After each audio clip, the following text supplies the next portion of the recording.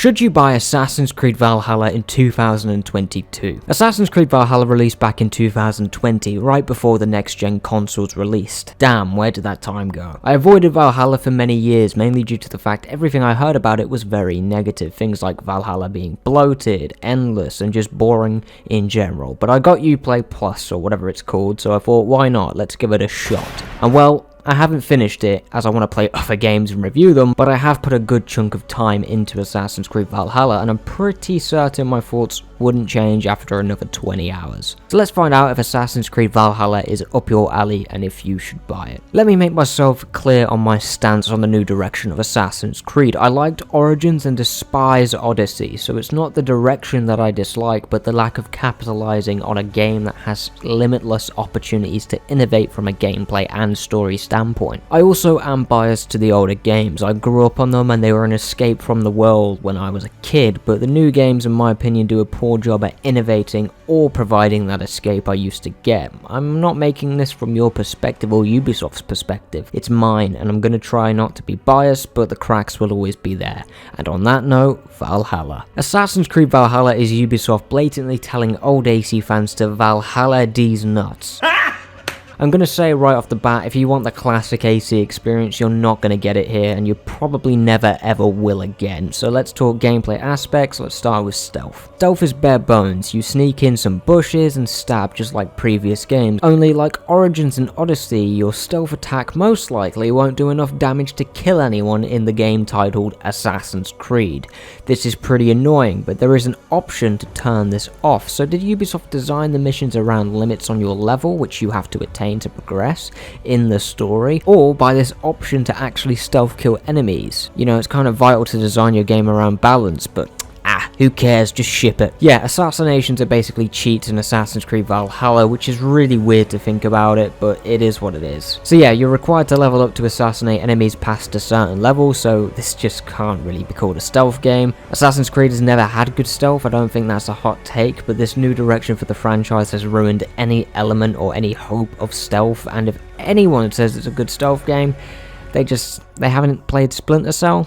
I guess that's a Ubisoft comparison. Play Splinter Cell, that's a good stealth game. The actual combat is pretty satisfying for a few hours until you realise Assassin's Creed Valhalla is like 50 hours long with so much bloat, but I do think it's the best combat system from the newer AC games, from Origins and onwards, and is the most in-depth, if I dare say that. You have a bunch of weapons, skills, abilities, etc, to choose from, and you bloody well should, considering the game's length. You have a few enemy types, from your big brutes to your usual cannon fodder enemies, as well as big boss battles, and I'll get to that in a little bit. Trust me, if you haven't played these newer games, you will want to hear where this franchise has gone. So with all these weapons, armor types, etc, comes looting, and there is a lot of looting.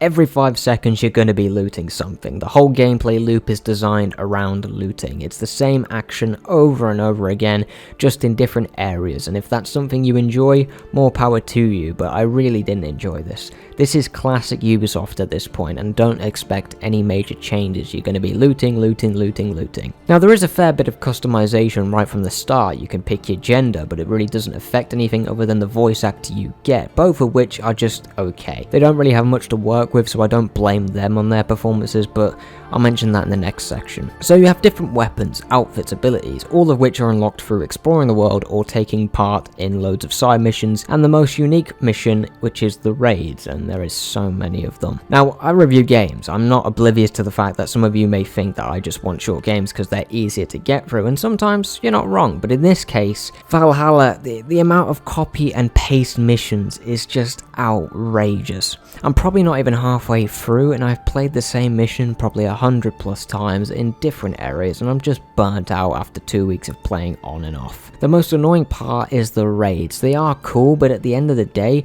they're just less interesting fort missions from Assassin's Creed Black Flag and Rogue, and times it by 100. Raids are just really boring fort missions, and they are really cool for the first like 10 times you do them.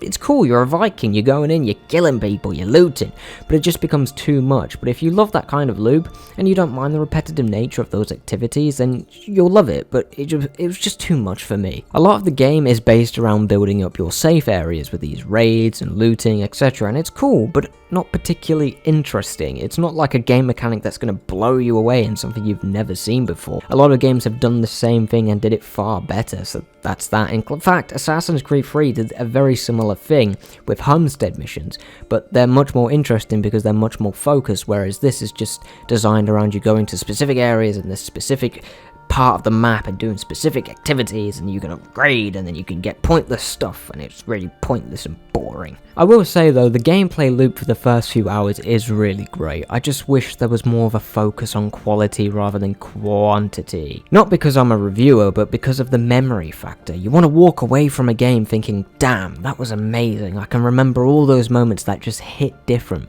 but it all just gets drowned out after doing it for the 100th time, and that isn't just the raids. The entire gameplay loop is like 5 or 6 mission types over and over again. A good example is a game like Max Payne 3. Sure, it may not be the best game ever made, but damn, is it memorable. That final mission with the original skull finally blasting in an airport, making one of the coolest missions I've ever played happen, would not have the same effect if something equal to that happens 100 plus times. You just take it for granted. Right, now, the bosses and story. I'll try my best to spoil as little as possible when it comes to story, but there is a reason I'm putting the two together, but I haven't even finished the game, so I can't really spoil the specific endings, but I know the bosses. Firstly, a story this long needs to have a really powerful incentive to keep the player playing, and it's just not here. The main motivation of your character, Eivor, that was built up for hours, gets solved at the start of the game. The start of the game, the intro is like 5 hours long. Well, maybe not 5 hours, I'm being a bit harsh there, more like 3.5. And then suddenly we want to invade England because we are Vikings. There's some rival Viking group and the assassins are involved as little as possible because who cares about the assassins, right? And so far, I just don't care.